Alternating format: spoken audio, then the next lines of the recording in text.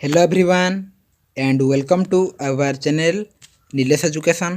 तो देख किसी अपडेट रही ठीक अच्छे दशम श्रेणी पे देख दशम श्रेणी षाण्मासिक परीक्षा बा तुम अर्धवार्षिक परीक्षा प्रश्नपत्र व्यवस्था करने को प्रधान शिक्षकों को बोर्डर निर्देश ठीक अच्छे। देख ये सेप्टेम्बर 24 तारिख में बोर्ड तरफ नोटिस आसी ठीक अच्छे तुम दशम श्रेणी अर्धवार्षिक परीक्षा को नहीं ठीक अच्छे। तो आम देख पढ़ा और जाना कौन रही संपूर्ण अपडेट देख।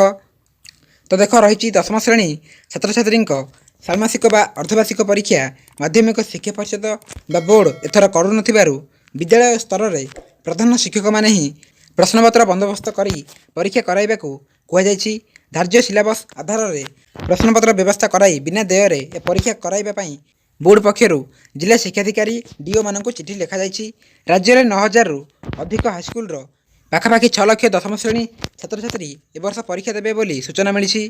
तो बोर्ड पक्षर ए वर्ष दशम श्रेणी षाण्मासिक परीक्षार प्रश्नपत्र प्रस्तुत कर व्यवस्था होना बोली आगुआ अवगत कर सुधा जिला स्तर में डीओ मैंने अद्यावधि कौन पदक्षेप नहीं ना।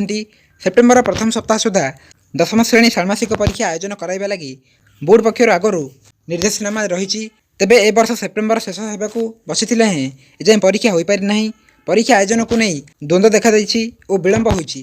तेबे आसंता मास शेष सुधा प्राय समस्त विद्यालय में दशम षाण्मासिक परीक्षा सरीज बोली शिक्षा अधिकारी कार्यालय पक्षर कहुई ठीक अच्छे।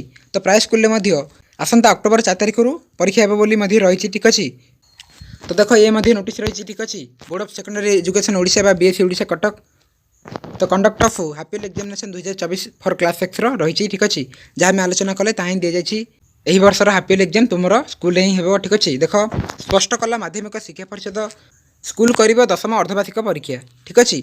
तो जहाँ भी अपडेट रही आम आलोचना कले ठीक अच्छे। तो समस्त चैनल सहित जोड़ी हुई रही था वीडियो को एंड करवा। Thank you all.